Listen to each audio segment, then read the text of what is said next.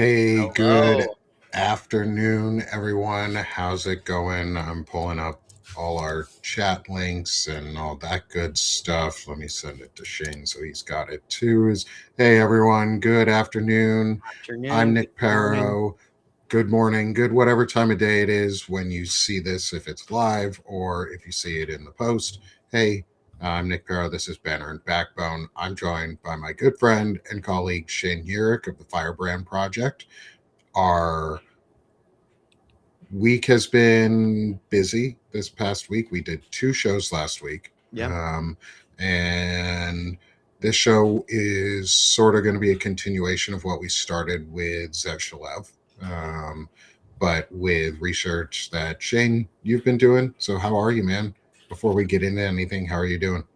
I think I try to view everything as a learning opportunity. I try to view all of these things we deal with every day. They're challenging. They're hard. They're things we have to grapple with and justify, and you know, figure out how we're going to go forward. And that's part of it's part of our this timeline we're in, right? So, like I would be lying if I told everyone that I'm doing chipper, right? Like I'm not.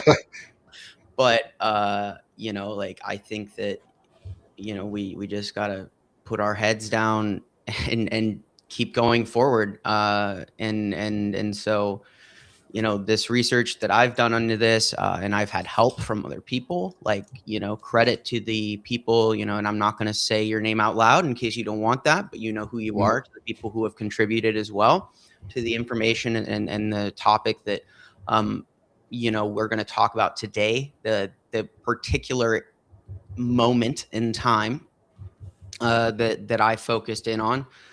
And, I think that, it'll be interesting. But I mean, and I can see now, so that's cool. You didn't know I was nearly as blind as I thought I was. So, Is that uh, helping in any way? I mean, it's like there's definitely a certain amount of energy you spend trying really hard to look at something. Yeah. So I can definitely see, you should see me doing a lot less of this. So, that should be good. But yeah, I mean, how are you, man? It's I'm good. I had a doctor's appointment this morning. Thank you, VA, for my ability to go to the doctor. And I got vaccinated. Oh Um, yeah. so I got up on my vaccines for pneumonia, the flu, COVID, and uh, tetanus. So, hey, I'm covered. Why not get them while they're available? If you Yeah. want to get vaccinated, you probably should. If you don't want to get vaccinated, you should probably stay inside and not go near other people. Yeah, if you have a kid and you don't want to vaccinate your kid, homeschool your kid because they'll get measles. Um, Yeah.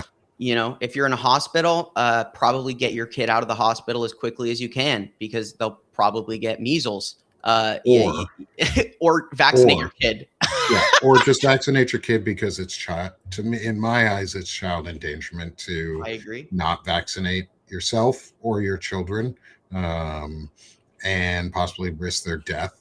Uh, i.e., the parents in what is it, North Carolina, who have the child with measles that they're not going to get vaccinated, even though they're dying. Um, there's like some 7-year-old, I think, in North Carolina. That's it's it's horrendous. Um, I mean, people are sick, yes. man. They're sick. They don't get it. They just are brainwashed, right? Like, I recently I keep thinking to myself, Facebook was a psyop, dude. Like, it really was. Like what did we do to ourselves by allowing just wholesale accepting social media? Like, it's a drug. It's a drug for humanity. Um, The good thing about that at the moment is there are two lawsuits going on yeah. around How's that New that. Mexico one going? Have you been I following haven't up? seen any updates. I will take a look while we're talking today because I Okay. do want to make sure we continue updating on that on a week, at Mhm. least on a weekly basis.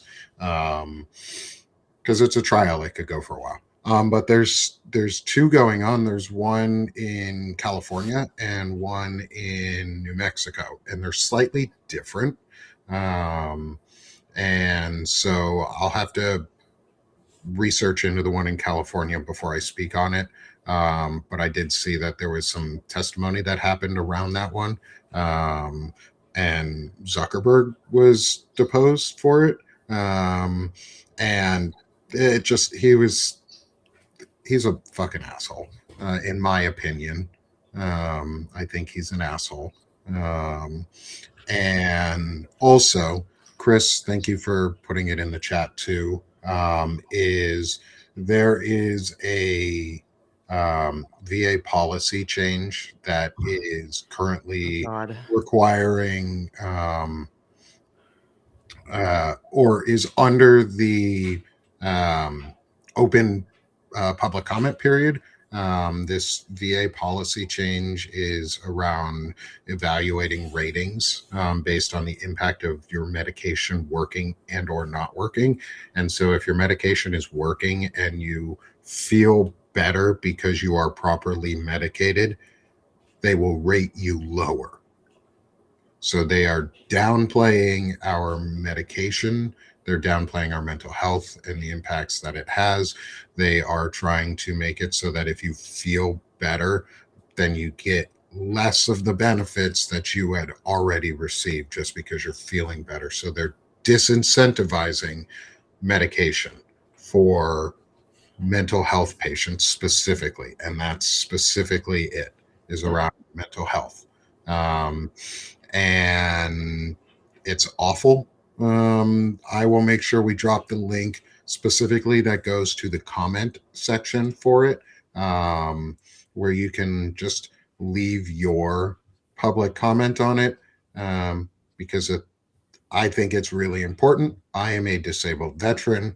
I rely on the VA and the medical care that I can receive there. And if they're going to consider re rating people at a lower rating just because their medication works, veterans are going to die. No, there's no way around that. Veterans are going to commit suicide. Veterans are there because they're not going, because veterans are less expensive dead than they are alive. And this is a monetary decision by the VA Secretary Doug Collins to try and cut this and use this policy to cut spending by rating re-rating veterans less than they should be getting. Um, and I think that's fucking horseshit. I mean, they kill people every day, right? I mean, Yes, this is. it's on par. So I'm going to drop the link in the I don't chat want to for this. minimize like what you're saying. I don't want that, but Oh, like, no, no, no, no. I like, totally understand. People are dying every day. And this is just another thing that they keep adding on to the list that they're going to try and get away with and let it happen, because first they came for the disabled people. And well, this is how guess they come who? for the disabled Guess people. guess who? They Most of the disabled, a lot of the disabled population in the states are veterans. It's a So disproportionate amount of homeless people, right? Like, are mm, veterans, right? Like, these are like, I had a great live stream with Lisa from We Are the Third Estate yeah, I saw yesterday. that. How'd it go? Um, it was great. I mean, I had this kind of conversation with her, and I went into it, and I'm not going to go down the whole thing, but you Yeah, know, yeah, yeah. basically, I was trying to communicate. I'm like, look, like we need to stop. We need to look at the things the way they are and understand like entropy and momentum and how that like the universe is governed by systems, right? Like we do space talk here, right? Like the universe is governed by systems. There's laws, right? And we know that you can equate those laws. And in short, I basically said, look, we know the universe is governed by laws. We don't have a ton of laws. We have a lot of theories, we have hypotheses, but laws are not necessarily something in abundance, because a law is something that happens just about every time, which is it has to be observably true. So Mm-hmm. the idea basically was like, we need to look at momentum. And I've been trying to tell people how important it is. We need to talk about the earth, the climate, because the law says that entropy affects everything in the universe. Human actions are causing change, entropy, and everything is about momentum, right? And we know, because the data tells us that we've passed 7 of the 9 tipping points, at which point Earth loses habitability. Like, this isn't a conversation anymore, and it can't just be a conversation anymore about what's the best environmental policy. The conversation is, do we let billionaires and oil and gas companies drive humanity and every species on the planet to extinction? I don't really know how to make that more clear, like, other than to equate, like, the law of the universe says that this is what will happen. That is the law. That is not a law in a figurative sense, right? Or like, oh, the law says they can't shoot people from ICE, can't shoot people in the head. Right? That's not a law. That's a social contract, right? Whereas the law of the universe says that we are causing a compounding system that consistently accelerates itself. And all of our climate models are poor because they lack imagination. They don't account for things like water, right? They're accounting for carbon dioxide in the atmosphere, but water is better at trapping heat. It's better at sitting in the atmosphere, right? We know Venus is what? We know what is Venus, right? It's a big ball of gas. Why? Because of the greenhouse effect, right? We can do that here. In fact, we're doing it here. We have 2 critical systems left that we haven't crossed: the biosphere, which is basically all the oxygen, and the AMOC, I believe, is still it. But my only point here is, like, we need to be looking at things like we don't have all the time in the world, because we don't have all the time in the world. And Yes. so, like, urgency, decisiveness. The conversation can't just be about the Epstein files. It needs to be about, hey, congressperson, how are you going to get them to stop pushing the earth towards extinction? The United States enabled this. We are the home of these oil and gas tycoons. We produce more natural gas than anyone else in the world. Our money, all of these billionaires' money, it comes from this, and that wealth, actually, with the Rothschilds and everything, turns out to be part of the Epstein network. Turns out to be part of this whole thing, part of this greed, systemic greed, and this addiction to power mandates that these people keep going, even if it means extinction. And the other part of this conversation has to be what's already happening in the Middle East, in Africa. Famines, droughts, real happening. Yeah. It can't, if anything, we need to tie the Epstein files into these things. Everything can't be in isolation. And we need to be decisive, right? If we want to say prosecute the Epstein files, we can't expect Pam Bondi to prosecute the pedophiles, because she's a pedophile herself, or an enabler at best. We need a step in between, right? You can't just go from, hey, pedophiles, prosecute yourselves. We need to have a step in between. We can't keep demanding, because almost like it's like this consumeristic thing where we're waiting for something we can consume to fix the problem, instead of actually taking decisive action to solve the problem. We need decisiveness, and the time for floundering and just discussion and debate is we're running out of it. And that's, again, that's the law. That's a fact. I'm not, I told people, I'm not here to scare you. You should just be scared. Right? I'm not here fear mongering. I'm telling you that this is more important than Epstein because there's no planet for Epstein's entire thing to exist on.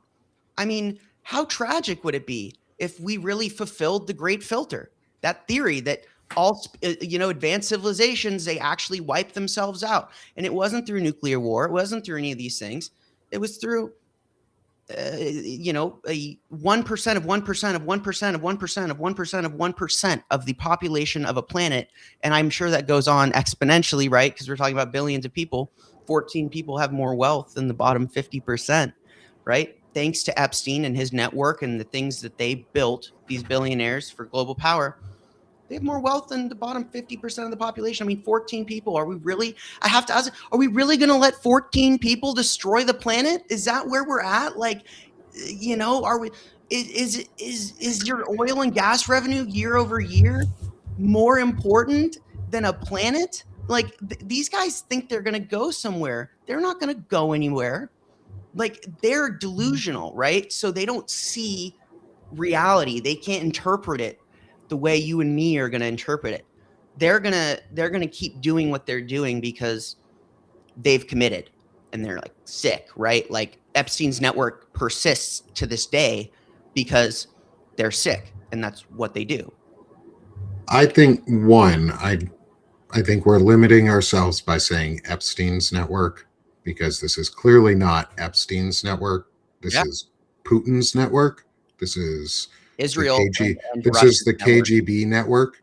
I'll start with it where the head of the snake actually is, which is KGB Russia, because they created a plan to infiltrate Israel as well. Like they said, that tracks. They said the U.S.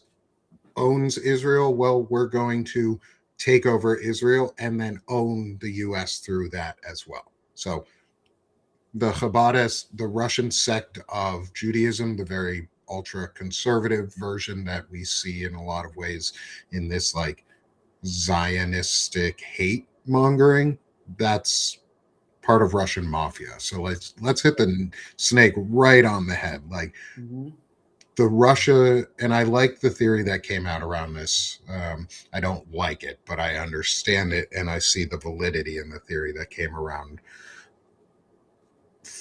Fuck. And then I just brain farted. I'm so sorry, y'all. It's the vaccines.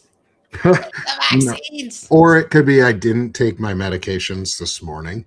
And you can always go do that. It takes 2 seconds to pop some pills. We'll be here. No, taking it at weird times doesn't do good things. So I'd rather miss the dose for the morning and then just take it later. And that's fine. I'll live. But all of this, okay, so where I was going, sorry about that, y'all. Where I was going with this was in the, what was it, the 80s, the late 80s, early 90s, when the USSR fell. Or the Russian Empire dispersed from the USSR into what we now know as modern day Russia. They told us at that point that, oh, by the way, we're going to infiltrate the US and take it down without a single shot being fired. They told us that. We were too arrogant to believe it. The next step was that they did it to Israel too. And they used the same Russian mafia through the networks that they could, which just happened to be Jewish networks because they pushed them out of the country and into different areas. And the theory on it was it really wasn't collapsed, that the USSR never actually collapsed. It just dissolved so that we would be disarmed from it, so that we would no longer consider it a threat, so that they could more covertly subvert us. And so at this point, with the amount of like Russian influence in every fucking thing that is going on in the US, like, did you know the accelerationist movement is a Russian neo-Nazi started idea?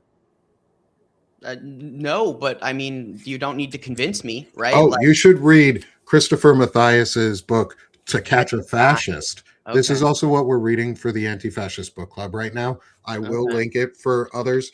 I like, yo, I didn't know until last week that the accelerationist movement, which is Nick Fuentes's movement, and what he advocates for, it's the what's considered black pilling. It's a nihilism movement towards, since everything's going to end, we may as well hasten it to the end. Is part of the philosophy on that.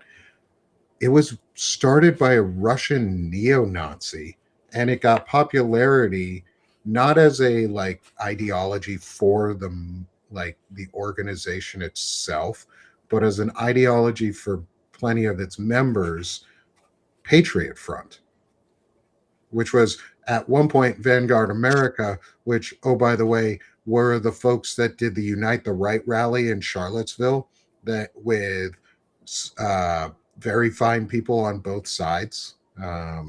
And Nick Fuentes is out here advocating that women are good for only three things, which is being a mother, a whore, or a nun. So let's just frame who Nick Fuentes is and where that came from. That spawned from a Russian neo Nazi. I mean, like, it's just one of those things. I mean, how can you? It's so convenient that terms like conspiracy theory exist. It's so convenient that people choose to believe that America is something that it's not. It's so convenient that people choose to think that because someone who has more money than who's part of a list of people that has more money than 50% of the planet, that they get to join that club, that says that they can be that they think they're going to do that. It's just ridiculous. It doesn't make sense. It's illogical. But you have to understand, like, what you're telling us, right, very clearly here, is that these things are designed to be illogical. They're designed to create instability. They're designed um, to capture foreign governments by creating dissent in population. And then Russia just backs the side that is going to better suit their needs. Here's No. where I think this gets interesting. Let, Go ahead. Russia doesn't back the side that suits their needs. Russia backs all sides. Russia backs both sides because Russia acts as a chaos agent in the world. The KGB itself, like separating the Russian government from the Russian people, from like Russian people, just like we would want in America, because there are still plenty of Russian people who are not fascists or not authoritarian assholes. They're just indoctrinated and beat the fuck down. But separating Russia out, as in the KGB and like the Kremlin, they play both sides. They, in fact, fund a lot of the ultra left and ultra right wing um, ends of the American political spectrum, because Jill Stein is just as guilty as other Russian assets on the right wing side, even though she's considered left wing. She steals votes from Democratic candidates otherwise, be it part of the Democratic Party or pro democracy candidates in general. She steals votes from them. She is a Russian backed entity. The accelerationist movement isn't a political movement, it's a cultural movement. They just didn't care which political side picked it up. They just wanted the accelerationism to pick up. And so I want to make sure when we frame things like that on, and Clearroot, thanks for dropping that in the chat too, on where you can pick up To Catch Fascist direct from the publisher rather than going through one of the book companies.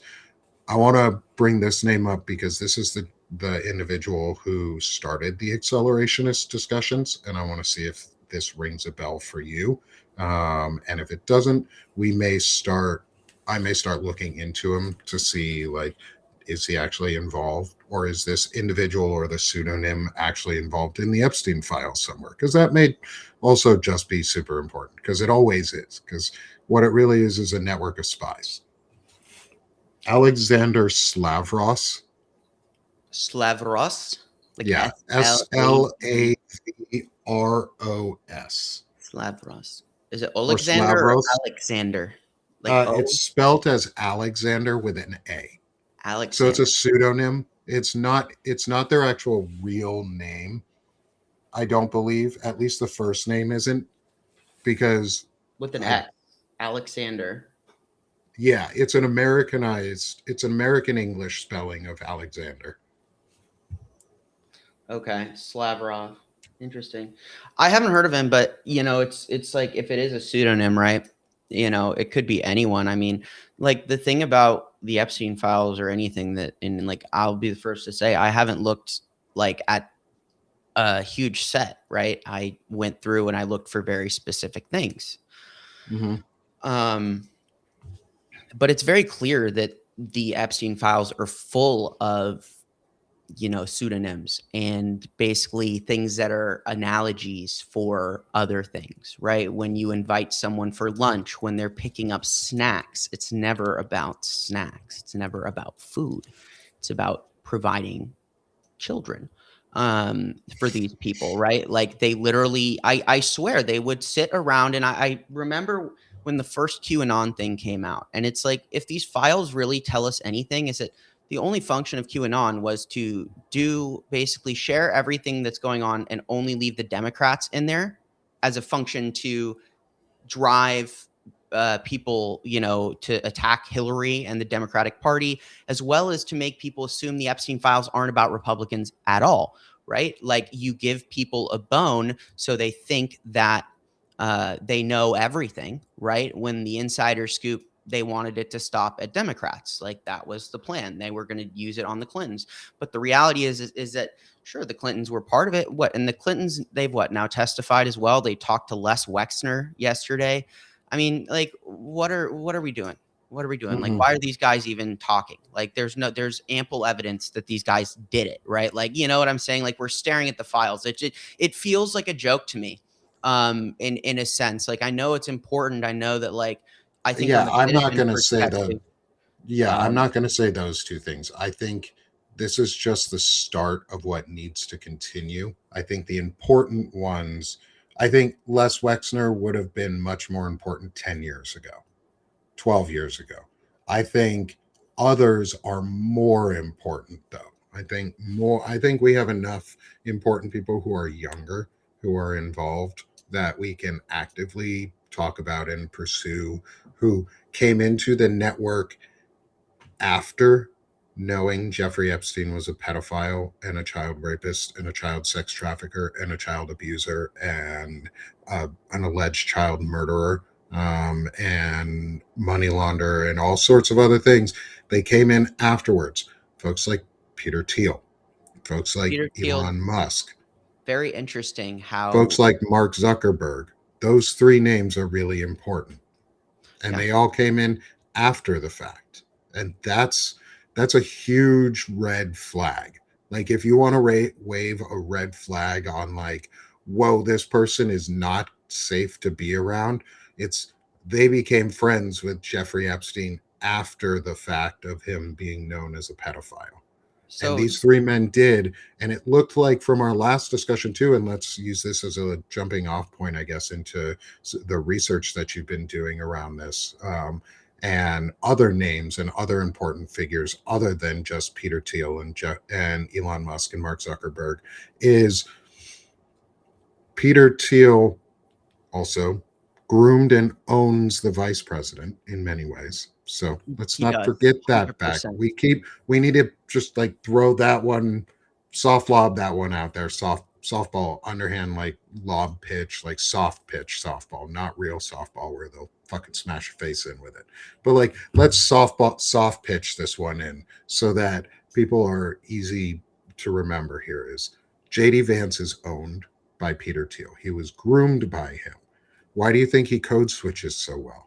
Because he was taught to do it, and then Peter Thiel, who is willingly becomes a part of the Epstein network because it allowed access to Russia. And let's maybe use that as a jumping off point, because as much as I hate continuing to talk about Russia all the time, like they seem to be where the evil comes, or like the obnoxious behavior and the worst behaviors are coming from. And that seems to be their export to the world too.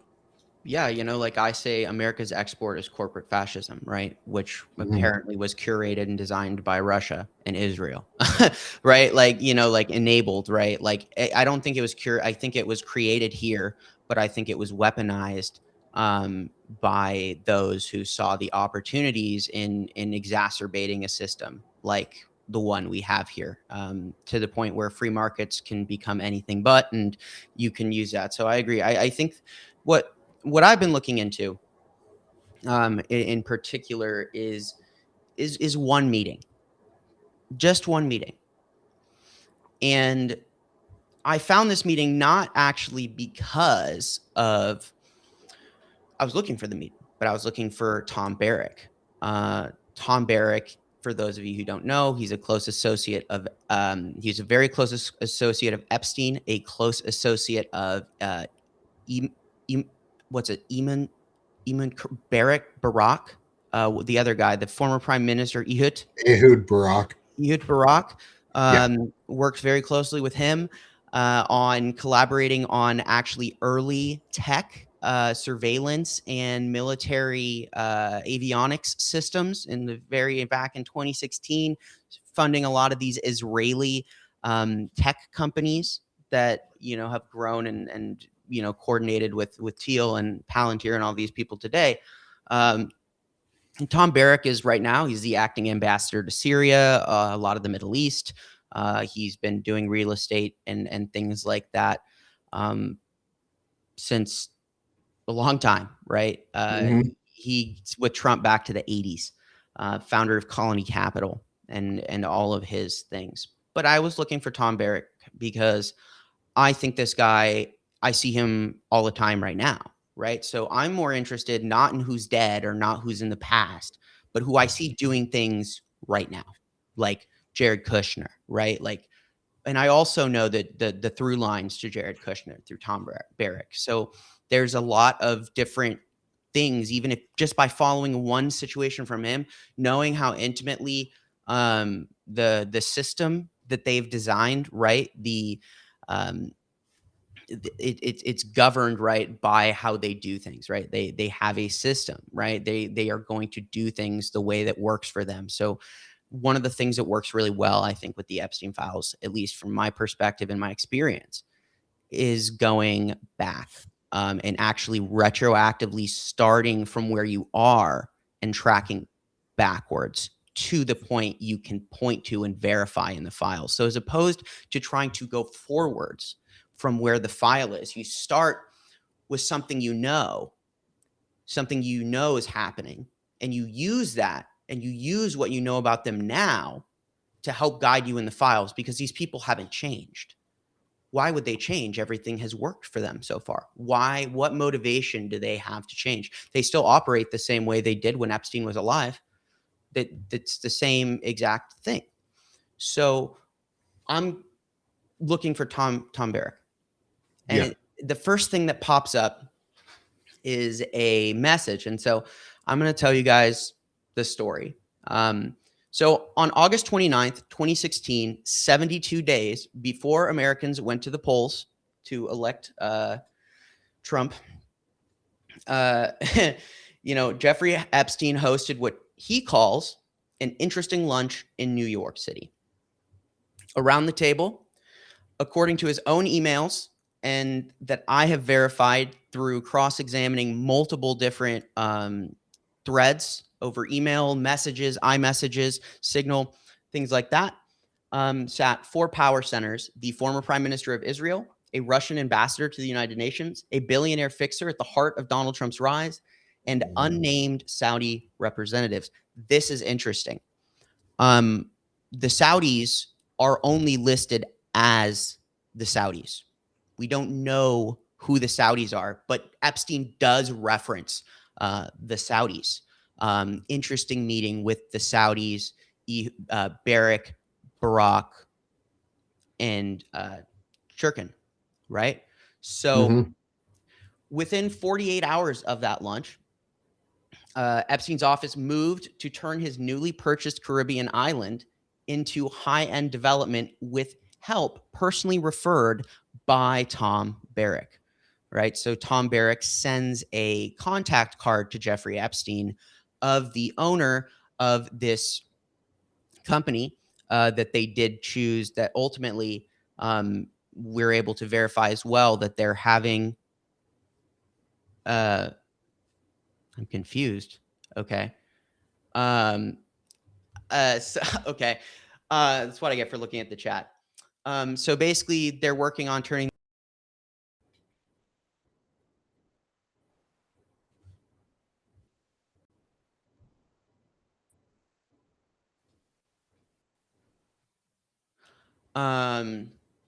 So basically, within like 48 hours, if you can hear me, am I still here? You're back now. Okay, for sure. So what we're gonna walk through right now is the meeting. We're gonna talk. I'm gonna share with you everything I know about that meeting, what I've learned, the context surrounding it, and what influences and through lines that we can draw based on that research. So let's start with the email itself. So on the morning of August 29th, 2016 at 6:44 a.m., Epstein emails the former Treasury Secretary, Larry Summers. He says, "Are you in New York today? Interesting lunch." Okay. So Summers replies that he's not in town. And a few hours later, Epstein sends the key line, which is the guest list: Saudis, Ehud, Tom Barrick, and Churkin. Saudis. We don't know who the Saudis are. However, it's worth noting that in the first email, which is on the 28th or the 27th, maybe, you see Epstein message Tom Barrick. And Barrick messages Epstein, and he says, "I met your Saudi friend, and he really likes you," or something along those lines. Could be MBS. It would make sense. But it could be a lot of people, right? Saudis are all, it doesn't, because the thing we have to understand is that the Saudis are, and the Emiratis and the Qataris, right? They all are tycoons in global real estate, right? The way you launder money is several ways, but the best ways are real estate. Is definitely one of the best ways. Is real estate, right? So if they're moving their money around, it makes a lot of sense. They had all this, oil money. They put it in they put it into this whole thing. So it really makes sense that you would have them present, particularly because Barrick is involved. Tom Barrick is all about the Middle East. That's what he's been doing. He's been moving money around there, and as well as horses and fine art as well. This is true. These are great ways to launder money because the value is attributable, right? You can decide the value based on an arbitrary thing, not necessarily, a direct value. Well, this house is worth more because of X, Y, and Z. You just overvalue it, right? It's really not difficult. So this is the type of network he has.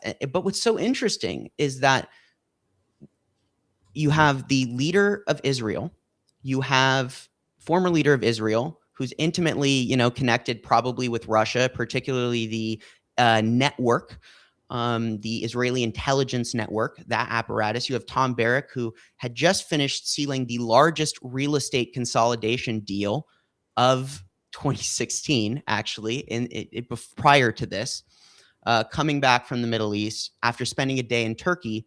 On the 28th, he confirms that he'll be back for the lunch. And so the 29th, the lunch takes place. So in New York, you have Saudis, Vitaly Churkin, who is the Russian ambassador to the UN, Tom Barrick, who was going to be the chair of actually Trump's inaugural committee, right? Tom Barrick in 2016 was much more centralized in the Trump power structure than he is now. Right now, I actually think the most powerful roles in the United States government are these special envoys, because they kind of just act with their own discretion in grifting their own region of the world. Like, why does Witkoff and Kushner visit This is what all is the the time? result of taking apart the State Department, Correct. and Correct. Marco Rubio is just uh, their like head of the State Department for no reason. Like Yeah, it's just for show. it's a Like a show. lot of the stuff that goes on the on the on the Trump party line is just for show. Um, it's all for set is what Trump is about. Trump does set things in the front so that it's easy to do these backroom deals in the back. And without a State Department in place that functions properly, we don't have a proper diplomatic corps.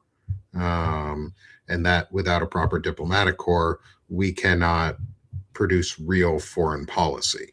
We produce the whims of individuals, which is what Shane is talking about here, which is the authoritarianism side, which is where authoritarianism is it's when it becomes whims of the individual and not whims of the department and the institution based on Congress's word, because Congress actually is the first branch of government, not the president. Correct. Yeah. Anyway, but going into all of this is, yeah, one of the things that we've talked about is like one of the reasons too why we brought Zev Shalev on last week was, and we're going to try and get him back again. He's got other work he's digging hard into right now. Is he's been talking about this for 10 years. He's been writing about this, and he's been detailing and chronicling a lot of this and where all of it started, which is the Iran-Contra deal, which included the Saudis and Jamal Khashoggi and the that whole early or sorry, not Jamal, Adnan Khashoggi.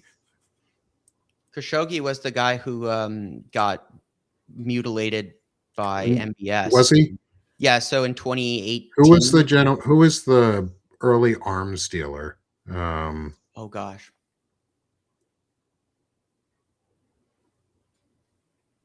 It all goes back to I don't Iran. remember. The There's so Iran many. Contra. It goes back to the Iran Contra deal, which was Robert Maxwell. Robert Maxwell. The British Yeah. have a lot to do with this too. Like the British are a problem in this too.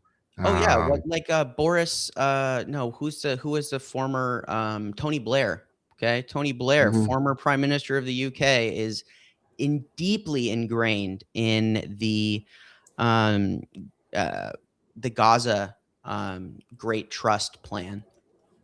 Him, Kushner, Wickoff, and it's the other thing. I mean, what really, and I mean, just because I know the people there, right? At this meeting, right? So if the Saudis were there, if the Yeah, it only was person, Adnan. It was right? Adnan Khashoggi. Yeah. I'm just talking about this meeting on the 29th in 2016, right? Like, yeah, Khashoggi was the journalist, and so they're there, right? This is 2016. They're having a meeting with Epstein. We have, to a certain point, there's speculation who's the most likely Saudi person. My guess, the solution to figuring out or confirming this would be to go through actually see communications between Bannon and Epstein. And I would try and see if you can link, because it was Bannon who introduced MBS to Kushner and all of them. So I would say that the best through line, and this is just me saying how I would investigate it, right? Like there's lots of people who are out there looking in the files. So this is a good additional line of thought. But from what you learn about this meeting, which I'll go through here, consider Bannon, consider figuring out who these Saudis are is really important because it's this last piece of a puzzle. And I wouldn't even be surprised if the contents of this meeting were early discussions about how the Great Trust and Gaza Riviera was going to occur. Um, and what this genocide in Gaza, I think this is something that's been planned for decades. Actually, I think just tracing It's the yeah. relationships and the donations of Kushner and their family, and the way that you have the UN and in Israel, and it all just goes through, and there's some convergence uh, at Gaza with all of these characters. They all converge in Israel. Uh, when a lot of these people were friendly, and understand that in geopolitics dynamics change, and they're changing right now, but at the time, um, they were all very friendly. They were all making money hand over fist together, by manipulating the geopolitical world, using money and Mhm. power, right? Like, Yes. so you know uh I'll try and give you guys some specifics here, because I this whole thing is just very interesting, and there's so many different ways you could look at it. Like Courtney says here in the chat, it's kind of, well, which way is it going? And so, here's the sequence of correspondence. On 8/28, Barrick messages your Saudi friend, with your Saudi friend in Turkey, and then he says, I'm not available until Monday. Epstein asks if he's in New York. He says, no, I'm in Turkey. I'll be back Monday. And so the lunch is then confirmed on the 29th to have the Saudis, Barrick, and Churkin in attendance. And then it's important to note that in the very beginning here, Larry Summers was invited. So they wanted Larry Summers there, who was going to be, I believe, what did we say he was? The Department, or the Secretary of Treasury, or something. I just like missed that, right? Larry Summers. Yeah. And so Summers was the Secretary Of the Treasury. of the Was the Treasury, Secretary the of the U.S. Treasury. Yeah. Treasury, right? Like, he has in-depth knowledge of the U.S. Treasury. So you have the Saudis, you have the guy for the Middle East, effectively the Trump fixer for the Middle East. You have Vitaly Churkin, who is the Russian ambassador to the UN, and the former Prime Minister of Israel, all sitting in a room in New York. Churkin dies, less than a year later, and there's so much. This is such a complex room. I mean, think about the different crossover of all of the different people from different places of power in that room, right? It's like, Hmm. what could they be talking about between their puffs of their cigars and the 6-year-olds they're passing around? Like, what are they talking about? So the interesting thing I mentioned was this contact card from Tom Barrack to Epstein. And so it gives this Hart Horton company, it's the owner of Hart Horton, which is an architecture firm that was based in San Francisco at the time. And we can verify that after this meeting, the Epstein's assistant reaches out to this Hart Howerton multiple times, right? So you see, it's not Larry Summers, his assistant, right? Who his name is escaping me, but he reaches out and he says, "Hey, let's get a meeting. We want to meet about Great St. James, which is Epstein's second island that he actually had to like use a shadow company to buy this island because the people didn't want to sell to Epstein because he was a pedophile." And he had to like go through like the Virgin Islands and like a shadow company to buy it. And there's actually a lawsuit that continues onwards after basically them saying like, well, we didn't want to sell to Epstein. Like, you tricked us, right? Like, he straight up basically said, we don't want to sell to you. And he used his means and methods to basically get this island regardless. And so then he goes and seeks all these contracts. You see a Hart Howerton deal play out over the next couple of weeks. You see that you see Hart Howerton emailing Jim Tinson, the CEO, has a Skype call with Epstein just a couple days after that meeting. And then there is correspondence going back and forth about basically, when are we going to get this contract? When are we get this contract? Ultimately, we do know that Epstein fired Hart Howerton before they were actually going to do any work. So, you know, the pattern that's interesting here is the you see this like part of Epstein that is just like he's so impatient, right? He's so entitled. Like, you have every single day, right? You just, hey, what's going on? When am I getting this contract? Or you read his messages to other people, right? And he's like, everyone it should be licking his boots as far as he's concerned. Um, and so he's, this island is really important. I mean, he's going around, and this is 2016, right? He's dead in 3 years. He's Yeah. He's dead in 3 years.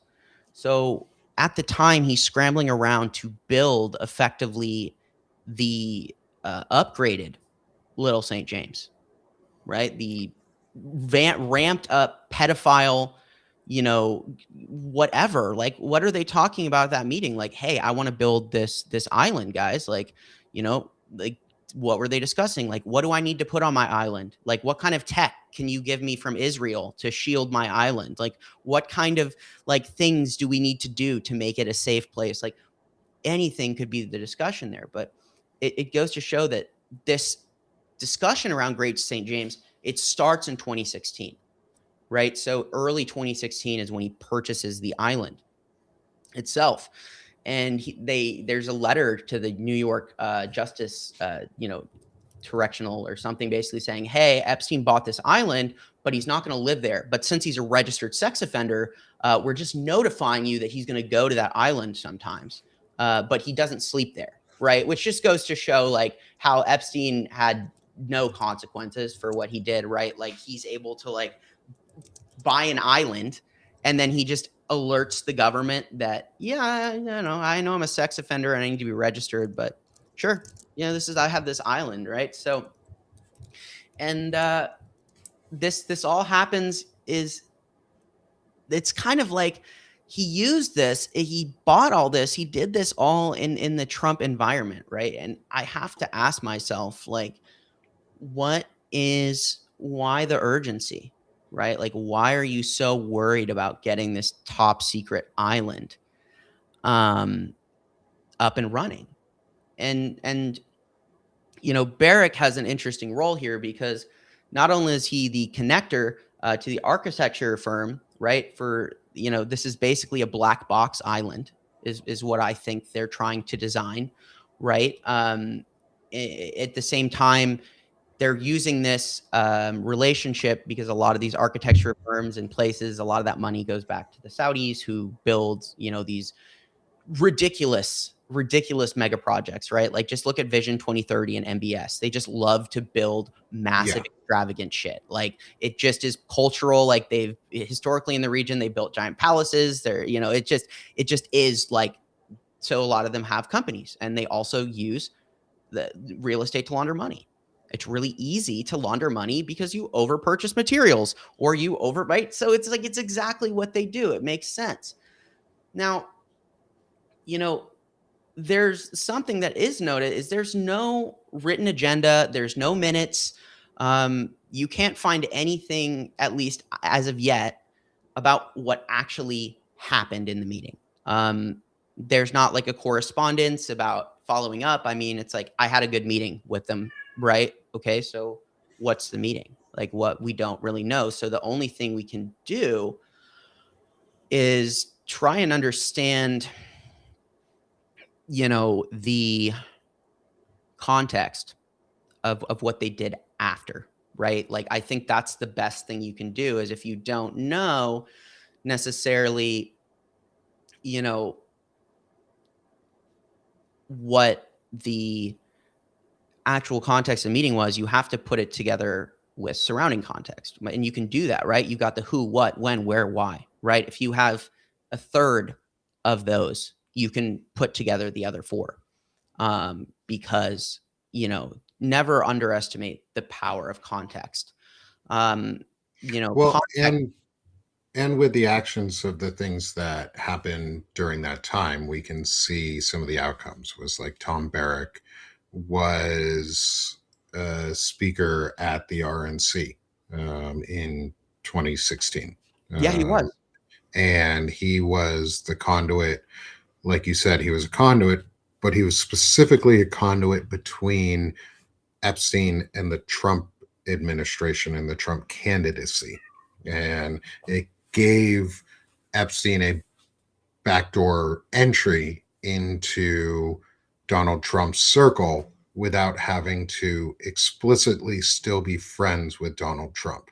It allowed him to maintain his influence, or some of his influence, without directly connecting himself. And so that, like, that's an important opening there for Epstein, which obviously the Epstein network itself, like we've talked about, is not just Epstein. It is the Saudis, it is the Israeli government, it is the Russian government, it's a lot of folks in the US, not just the government, but a lot of folks in the US. And so, like, Epstein's network that he was building, these systems that he was putting into place, was he was building new institutions. He was building these underground institutions, or these back market institutions, that would allow them to circumvent our current system and help take it down. And so it makes it easier for folks to already be connected in those systems to who they're going to be their receiving partners are on all of this. So just like you focus on certain people nowadays, is Jared Kushner is the result of those systems. Steve Witkoff is the result of those systems. These systems started in a lot of ways during the Iran Contra deal with the US and Reagan. It is, a lot of this leads back to Reagan and the Iran Contra deal.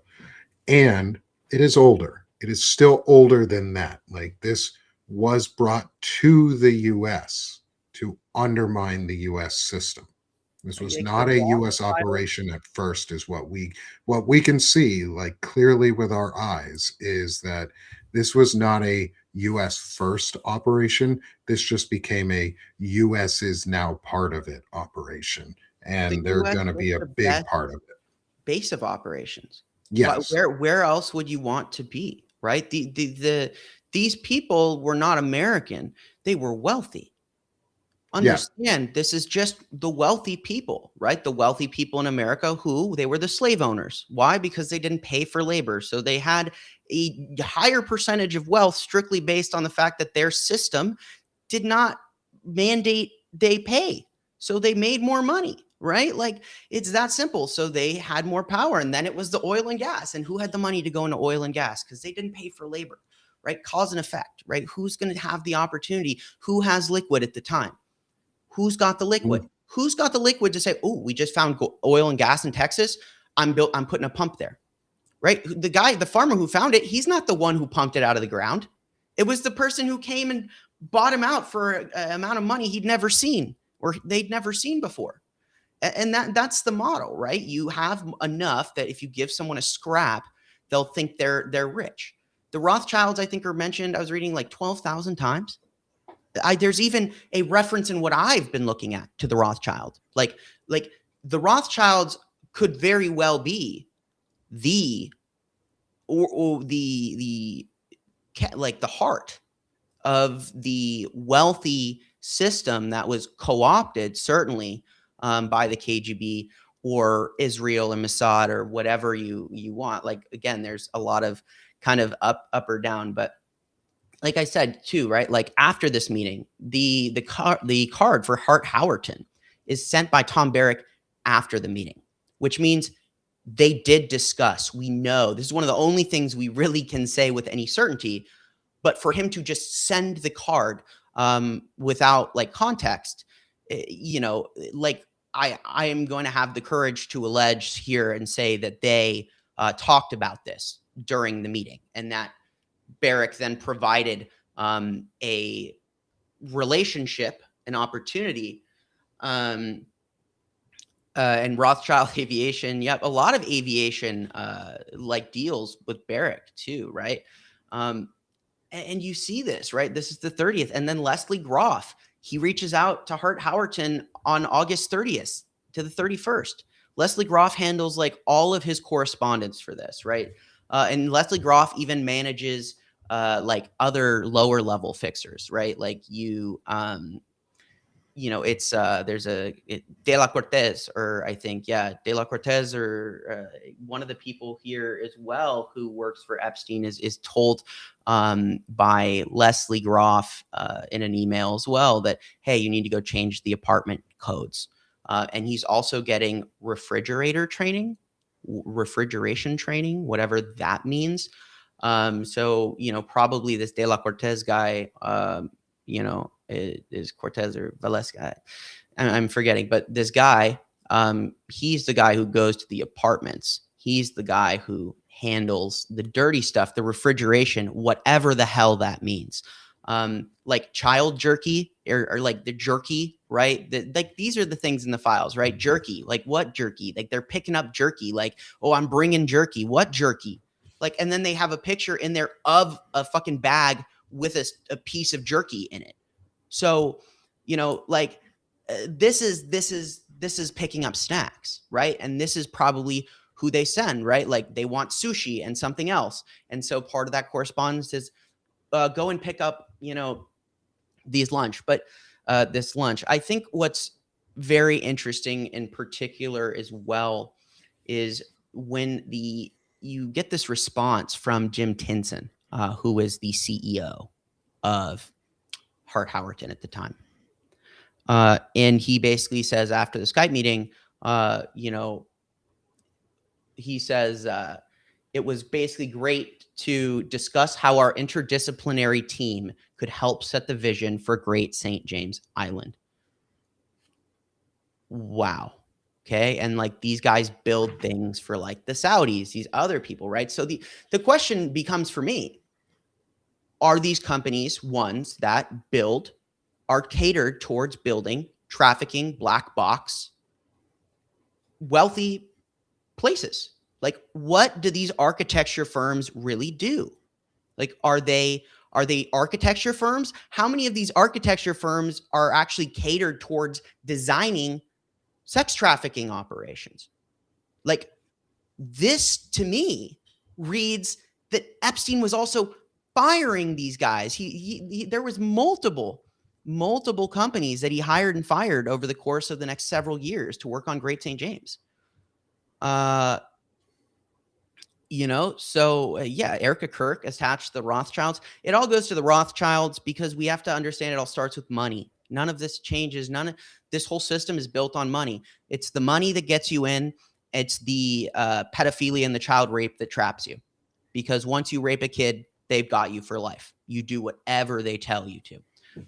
Like, look at the relationship you see between this guy Tersh, who was the ambassador actually to he was the president of the board of the Peace Institute, International Peace Institute.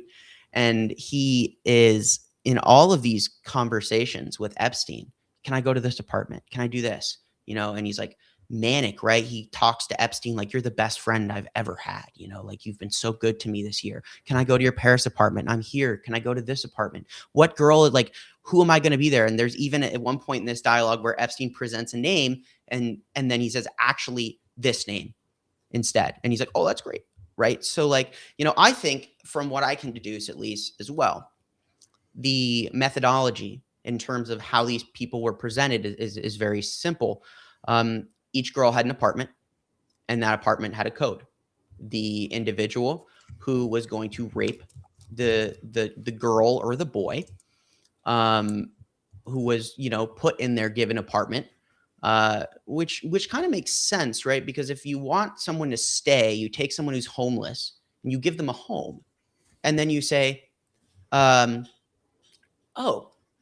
well, at least I have a home. Yes, I get sexually assaulted by rich, powerful men, but they're being groomed and abused and all these things. Like, they stay because they were homeless, and Epstein takes them off of the street. The model makes perfect sense. And then you see them going around changing codes. right? Like there's people whose job is to go to each of these apartments, right? And change codes, refrigeration, like there's an operation here on the street level, understanding how these things work. Like it's not just about, right, like finding how are they doing it, and then from that you like, okay, well, I know that if they're going to this apartment, um where are the other apartments, like, look. So in that sense, I just think that even from this one little meeting, there's so much to look at. And I think the most important thing, if you take anything away from this, is I want to know what they talked about in this meeting. I think that the timing of the meeting prior to Trump election, like the Larry Summers being invited but not actually attending, I think is even significant, right? Because and it's a dark comment, but it's true. Waste management is half of their business, right? Like, how do you empty and clean the apartment? Is changing the codes on an apartment, what does that really mean? That could very easily mean get rid of the body, right? Like, I don't think so in that case, because they'll send new codes. But like, Epstein had apartments all over the world. You see people asking to use the apartment. We know what Epstein did. Okay, so it's the two questions I really have here. Who are the Saudis? I think MBS is my best guess. I think it's MBS. I think that would make the most sense. I think that MBS and his relationship that evolved with Kushner, which was facilitated through Bannon, which is why I think you need to find the through line from Epstein to Bannon on these emails. And again, it's like thinking about the timeline too, right? That's our biggest weapon. Is in this case, and my belief is that you have a timeline, so you can look for correspondence between Bannon and Epstein in that time bracket. We also know when they first started meeting. We know that it was essential that Kushner brought MBS into power, that he stole documents, confidential documents from the desk of the sitting president, that was the highest security confidence, provided those to MBS, and which he used to execute a purge that put him in power, that put him into power, and to create the authority where he can unilaterally, I don't know, give Jared Kushner $2 billion for his, money funneling company, Affinity Partners, right? Which operates precisely to the means of laundering and facilitating foreign money, usually Saudi, Emirati, Qatari money into the United States. Best example I can give you: look at the most recent purchase of EA Games. EA, they are one of the biggest. You like Madden? You ever played FIFA? Have you ever played The Sims? Have you done? They own millions and millions and millions of people's and Americans' consumer data. Thanks to Affinity Partners and Jared Kushner, they facilitated a buyout by the Saudi PIF, their sovereign wealth fund, through Affinity Partners for a 93% stake in EA, meaning that they effectively run the company. These are the tools that Epstein wanted to build. These are the tools that are functioning now. This meeting, the timing, it just seems to me like this is all right before you have these 4 years of Kushner trying to get, and Charles and Jared trying to get them to buy out 666 Fifth Avenue. You have all of these different relationships, and the Saudis in particular have had a vision for the Middle East for a long time, particularly MBS. He has what he wants the region to look like, Vision 2030. And, these people, they didn't, like, Epstein's using America, right? Like, Churkin's using America. Barak, Barack, right? He's using America. They're all using America. Why would they, MBS is also using America. And so America was useful. America allowed him to get his money out. They didn't know what to do with all their money. I think that's really was the problem. I think that oil gave these countries all this money, and they just went and they're like, fuck, we're just gonna buy the world. Like the fact that so much of the real estate, so much of just the things you see and interact with on a daily basis, that's not owned even domestically. It's owned by like the Saudis or the Emiratis, right? Like the UAE is the one who's putting up this $40 billion for the the Warner Bros. Discovery deal, right? The UAE, that you can trace the money through Abu Dhabi. Like I've done it. I've done it. Yeah. I saw them. They liquidated the fund. They put it under a different alias. That alias paid Affinity Partners. Affinity Partners provides the cash to the Ellisons, and that's how they came up with the 100 billion plus counteroffer, because they went to Abu Dhabi and the United Arab Emirates liquidated like billions of dollars to go and help them buy, this media company. So the reason I'm telling you all these things is this meeting seems like it could have been the real like foundational discussions of how this relationship was going to work and how they were going to build the scaffolding. And Tom Barrack was super influential in Middle Eastern policy. He is the guy who helped network Kushner into the Middle East. It was Tom Barrack who made these connections for Jared Kushner. And it looks like Epstein was making the connections for Tom Barrack. That's what this meeting looks like. Hey, I met your Saudi friend. That sounds like, hey, meet my Saudi friend. And then I'm in Turkey, and then the Saudis, Barak, and Churkin meet. What's Churkin's, part here? I think the UN has always been a concern for these guys. I think making sure that the UN is not functionally able to control or lobby against individual countries that are powerful was always very important to them. Finding a way to in the UN so that it could not do all over it. And like, what did Khashoggi, right? Khashoggi's written all over it. Khashoggi was writing about the corruption in Saudi Arabia. He was writing about what MBS was doing and how he was doing it. And so he was brutally tortured and dismembered, and MBS listened or potentially watched on camera, while they did it, because he was telling the truth, right? He was blowing the whistle.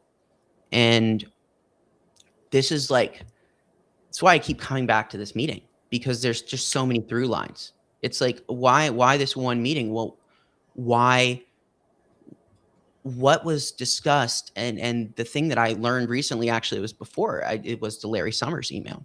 That's the most recent thing for me, and it kind of changes the whole scope, right? Because now you've got a meeting of, that meeting would have been the Saudis, the former, Secretary of the U.S. Treasury, the former Prime Minister of Israel, the Russian ambassador to the UN, and Jeffrey Epstein in the same room in New York right before Trump takes power.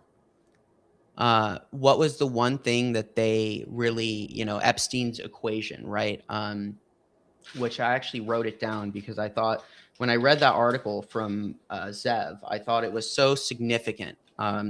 Because if you know someone's equation, you can solve it, right? You can apply his equation to things that are happening in the real world. I will say that the Epstein files, if we as a populace can prove with these files that these people are rapists and criminals and have built a system that's entirely corrupt and broken, it at the very least, we can take away the validity of their wealth. We can take away the validity of their power. And we can at least put pressure on other countries not to treat with these guys. Because it's like, okay, I want the people of France, and credit to France, even though the Rothschilds were like in France. So I don't know, France, you might want to check that out. But, like in that sense too, it's like the UK arrested Prince Andrew, right? Are they going to prosecute him? Well, if they don't, well, what's the people of the UK going to think, right? What are they? Because they don't like Trump. They don't like Trump. And so they're looking over across the pond. What happened to Epstein? Now Oh, and yeah, Kazakhstan as well, Uzbekistan. Those names are in there too. The one of the guys who's a big banker for the Caucasus. That's in the Caucasus, Kazakhstan, Uzbekistan. Those countries kind of over there. They were involved. This was a meeting where they were talking about global financial power and global restructuring. I think in the Middle East, and we can establish that by tracing Tom Barrack's movements and the type of deals that he was making at the time.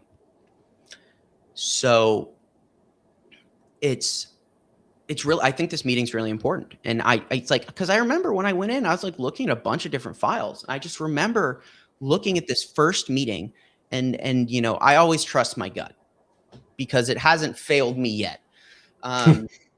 So I was like, I think this is where we should look. And I still am concerned.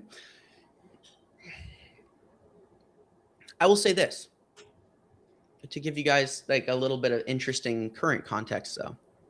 Right now, I think whatever relationship previously existed in the Middle East between Saudi Arabia, Qatar, the United Arab Emirates, the United States, that relationship is falling apart rapidly because of how they're choosing to handle the situation around Iran. I think that is undeniable. They just announced that instead of buying F-35s, that was previously discussed when MBS was here in October. Was it last October, I think? October, November? Not too long ago, yeah. Buying F-35s. And it was like this big thing, right? And then they just turned to Turkey and are investing in Turkey's 5th generation fighter program, not the United States. That's a divestment. That's a direct divestment. They made a lot of pledges and commitments to pledge hundreds of billions of dollars, right? Like Tokyo, right? Made a commitment to put in like over $500 billion into the United States economy to get relief for tariffs, which we now know were unconstitutional. So just a fun side note, every deal he's made over the course of the year now is like, you can't really even consider that binding because it's not a legal tariff, right? Like, so, but Japan's only put forward like, I want like 9 billion of that, right? Is only coming right now. The Saudis haven't given us that money. It's not like it's in Trump's pocket. It's not like it's right there. It's a IOU, right? The world of wealthy people is IOUs, lots and lots of money. Yeah. So, So yeah. Before we continue further down this path, I want to shift your gears Do it. to another company that I just found in all of this while you were going into that good explanation there. I was looking into other companies involving some of our friends within this small circle. And you mentioned carbine technology. Carbine. Correct. Which in your report, which I think is a really interesting one that we should spend some time probably next week discussing. Might be a good episode about that because they are a technology company that develops advanced emergency communication technologies that was just bought out in November of 2025 by a company called Axon Enterprise that does body cams, like Axon body cams. Mm-hmm. Yes. Wow. The emergency system, the Axon emergency, and that like it's all the emergency reporting in E911, and like what it does is it collects a lot of your metadata. And one of its early investors was former Israeli Prime Minister Ehud Barak, with approximately $1 million US in the company in 2015, and assumed the role of chairman. He was also there was also partnership, and this says this in their Wikipedia page too. So this is like super easy to see.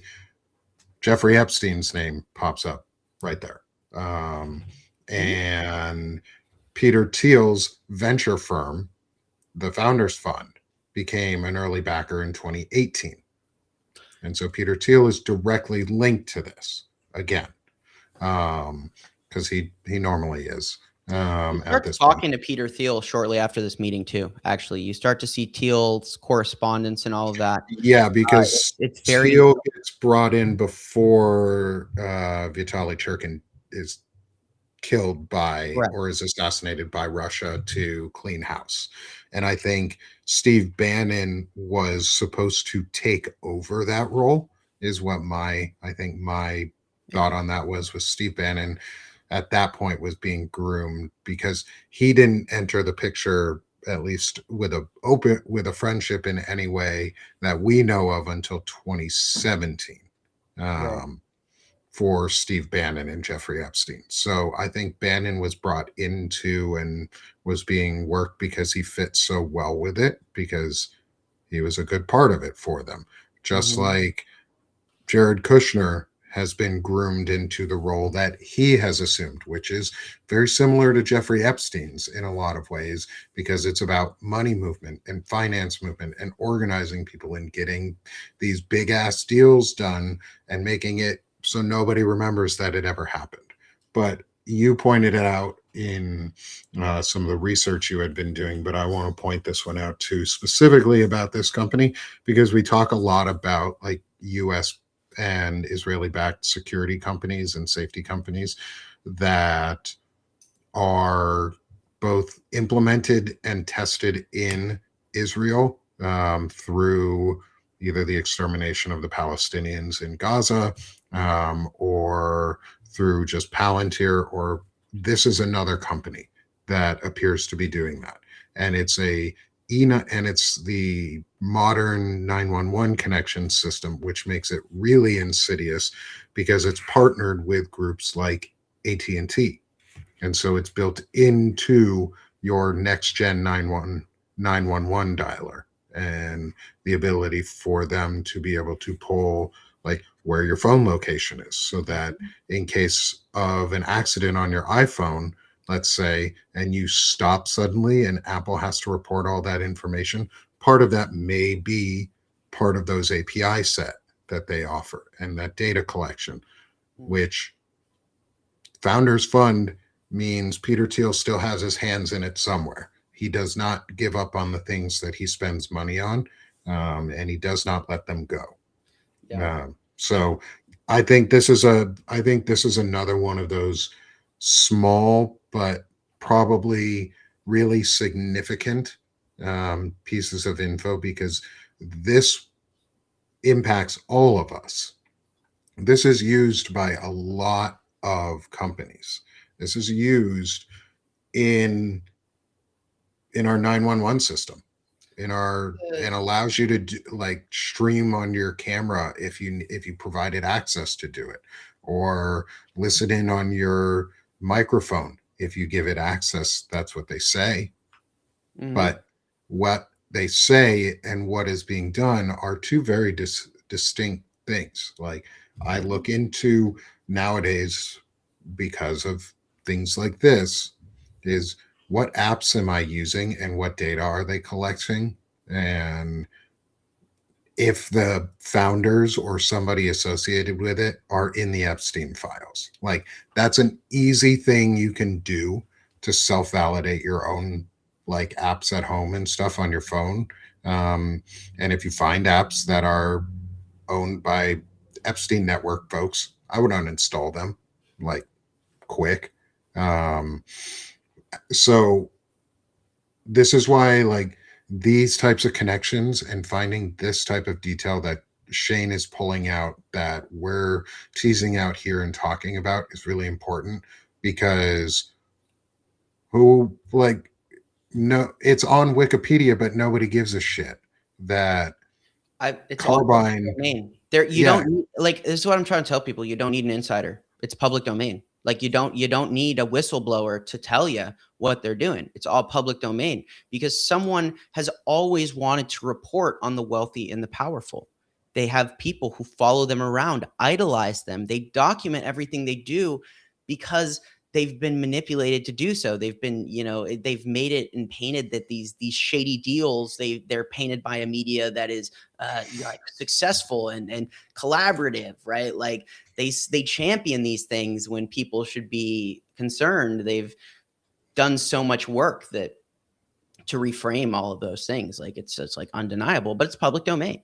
I am actually confident that this is something to consider, right? I said this in the beginning. Why are we asking pedophiles to prosecute themselves? Why are we waiting for lawyers? I think you could put together a substantial case using the evidence that is considered real evidence by the FBI, right? Like this is real, validated, admissible evidence. Why don't citizens just start filing? Like, why don't people do it?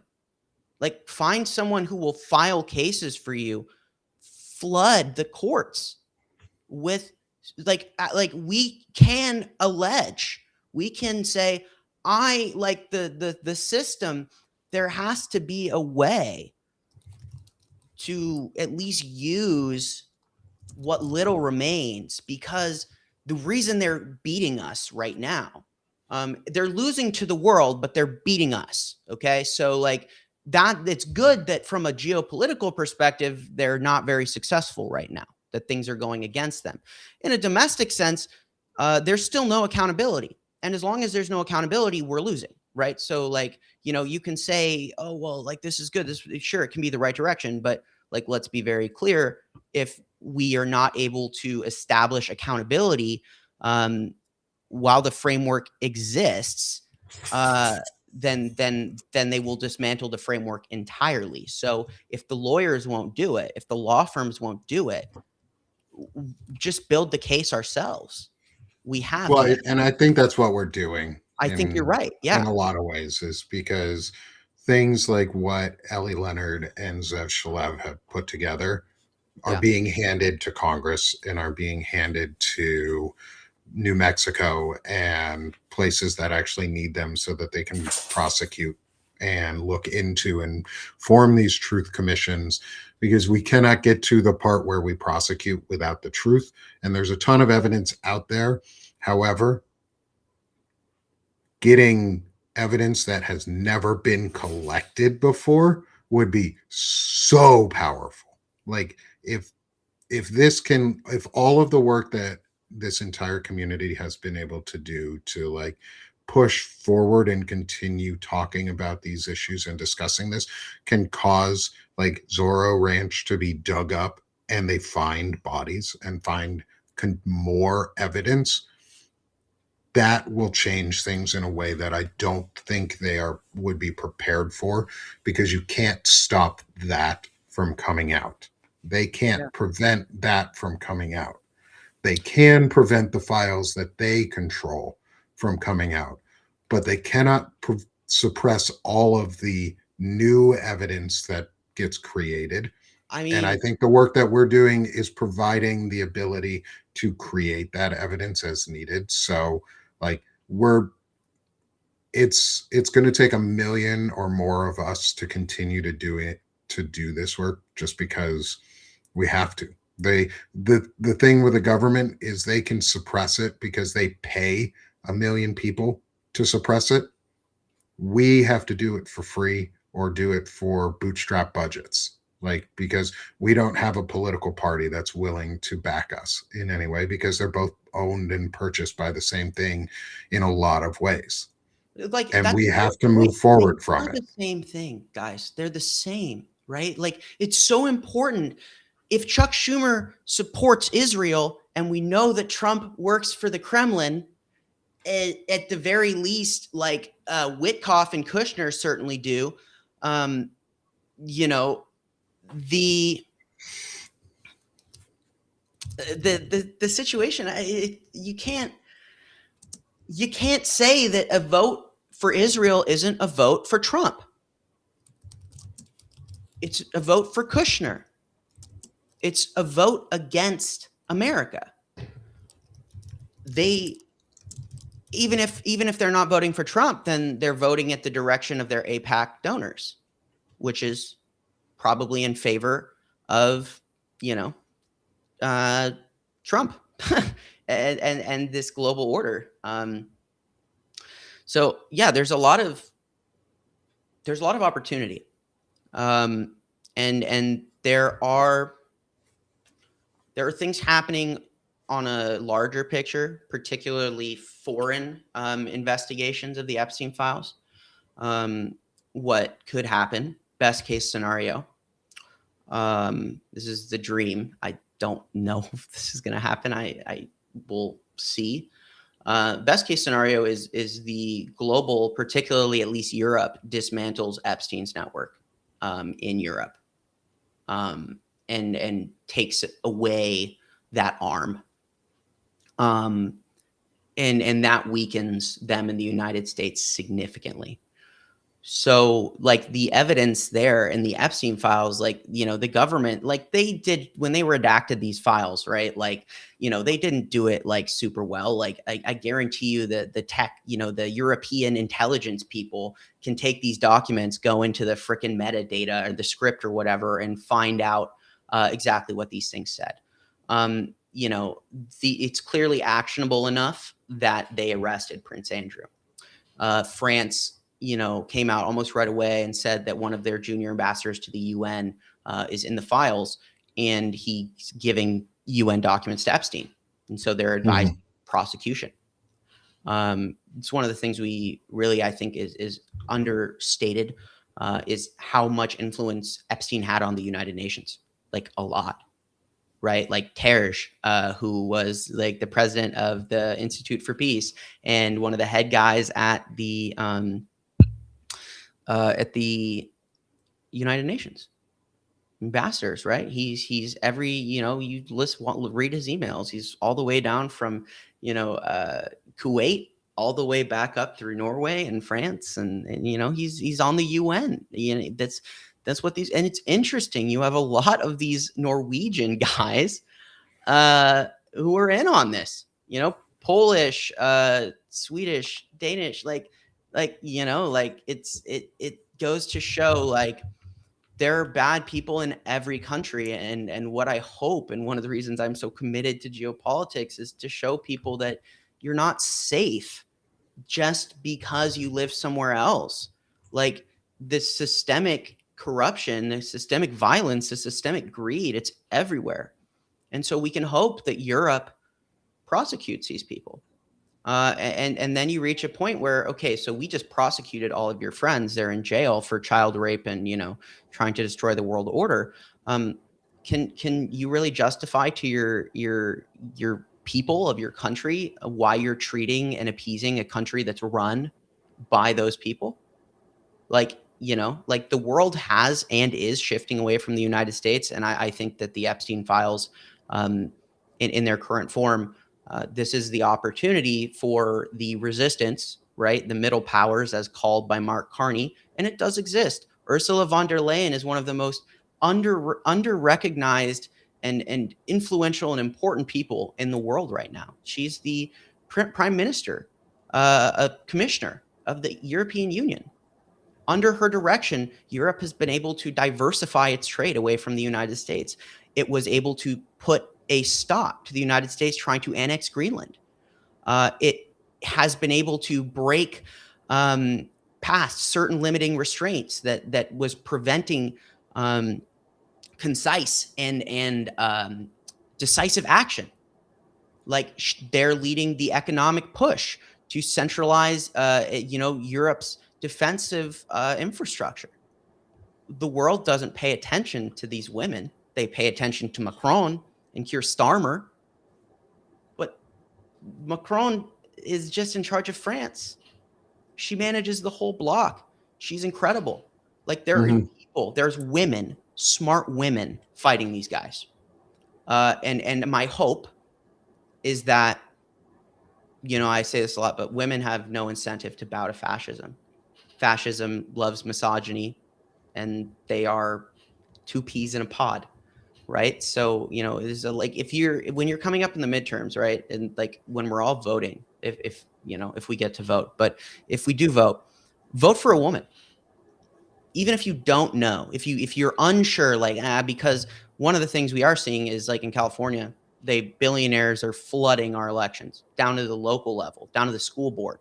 Okay, so, like, vote for a woman, because a man can kind of just, especially a white man, but honestly any man, they can just go through fascism. Like me and Nick could probably, if we really didn't want to, we could just be white and keep our head down. Like we could. Like we don't believe in that. That's not who we are. But it's an option for a lot of these men. It's just not like Jasmine Crockett. She's a minority woman. She's fighting for every privilege that she has and for the privileges that they've taken away from her and other women just in the last several years. There's no reason, there's no amount of money is going to get somebody in that sense to sacrifice their own right to live safely and peacefully and have any kind of quality life at all. Vote for a woman. The Congress should be all men. The Congress is all men. We should see it like it should be minimum at this midterms if we get to vote 50% women. Minimum. If you want to save America, you vote for a fucking woman for every single seat. Men are not going to save America. Why? They're not motivated. Why would they? They're not motivated to fight fascism. They're motivated. Generally, it's much easier to go into the Nick Fuentes hole as a man and be like, oh yeah, I'm great. I'm a man. Like you fucking weak ass pathetic motherfuckers. But this is America, right? This is like what the Facebook psyop is all about. Women, it's not like that for them. And so, dude, like I guess like since we're a little at the end here, I just like women, like go and vote for a woman. I will never vote for like a man for governor, right? Like in California, I already like all the men, easy, just count half the ballot, probably more of it. And then go vote for a woman, because even if you're wrong, you're less likely to be wrong. If don't vote party lines, vote for the person who is a woman, who's human, and who hasn't taken money. But if you vote for a man, they can be bought by these people. It doesn't matter. Men are going to be extremely vulnerable. Even in the chat, men are easily bought. They're easily bought. And, like it's something that me and Nick's Intelligent Masculinity series has been about. It's about identifying that men are weak as shit and immature as hell. And they just like to be catered to and made to feel special because of the way our gender roles in our society has been set up. Vote for a woman and you go around all of those things. It's about being decisive, right? I could sit here and try and validate all these men, but it's going to be much harder. Or I could just elect to not vote for a man, which statistically has made it more likely for us to be here, and try something different. What do we have to lose? Just We don't everything. have a lot to lose do something right now. different. Yeah, like what do we have to? We have everything to lose. So try something new. Vote for a woman. Don't vote. And that's all I got. Vote for a woman. Vote for a woman, and do that. Well, with that, Shane, promote yourself. Yeah, for sure. So, guys, I do a lot of different things, primarily geopolitical analysis, problem solving, putting these things together. I'm committed to integrity in journalism and reporting, in giving you guys the full scope of the issue, whatever that may be. I believe that information is a right. I think you have a right to information. I think you have a right to transparency, and I think you have a right to responsible and diversified reporting, because we can't make educated decisions without all of the context, without those who, what, when, where, why. We can't make decisions. We've been deprived of that in America, in our global system. And that's what I'm trying to remedy with help of other people like Nick, and what we're doing here at Banner and Backbone. But I think at this point, it's integrity for me. Just integrity and factuality and honesty, and that's what I'll give you. I'm not going to tell you like I said, I'm going to tell you what it is. Things look bad right now. Like the earth looks bad right now. Like we need. You deserve transparency. You deserve to be told the truth, and you deserve to be informed of what the consequences are going to be, and no amount of money can buy transparency or integrity. That's something we have to create in the space for ourselves. So support me at the Firebrand Project as I, as one of many, aspire to do that alongside people like Nick, who I couldn't recommend supporting more because of what Nick does. In many ways, Nick is um, even better at just really putting his head down and working and fighting. I mean, this guy is nonstop. You know, I don't even know if you sleep, bro. Like, you're a dad, I you're a do. I husband, do you're sometimes. you're a entrepreneur, you are a soldier. Even if you are not currently in our military, you have never stopped fighting for the United States. Um, and that's just not something. Integrity is not it's not a dime a dozen. So when you have the opportunity to work with someone like Nick or support someone like Nick, do that. You know, paid subscriptions, like, we're bootstrapping it, right? Like, that's just how it is. So paid subscriptions help us both, and both are reasonable. Like, I think both of Yeah. are very reasonable. So I hope you guys, if you're in a position to support both of us, or one of us, you know, Yeah, do and come support me at Sick of This Shit Publications with, like Shane had mentioned, was the intelligent masculinity discussions, chronic illness discussions on my chronically illing out. Sorry for those who are in the community who missed there was no show this morning. We had some tech issues. I was also out for a doctor's appointment, so I was unable to help with any of the issues during the morning. So we'll be back next week with our normal show. But we're going to be we're continuing the hard work. I've got some really great interviews coming up next month as well. Um, and I'm getting some other names that we know and love on there, and some that folks will be really excited to see. So look out for those scheduling announcements and things like that on Sick of the Ship publication side. um, I also have a new shop there, so if you want, Yeah, I I got link the it in. merch. Yeah, I link it in my shows. I'm drinking from my notes of the week. Now you know, so you can grow a That's coffee great, man. mug That's so um, good. with mine and Walter's faces on it. I don't have my hoodie on like I normally would, um, but come support me there. That's where I'm building a main platform to be able to house a lot of people and build a chronic illness and intelligently masculine community that doesn't suck, like a manosphere that doesn't suck. And then come support us here at Banner and Backbone. This is the vehicle for our tooling, for our setups, for our ability to cross platform and cross share. I'm meeting with friends in the community to help see what types of new research tools and um, other features that we can build into our ecosystem to make it easier for us, make it more reliable for us, make us more reliable for y'all, make everybody feel more trusted in the work that we're doing, that you know it's back, that you know it's on, that you know it's well researched and well vetted. So come help support Banner and Backbone so we can get all these tools and systems out.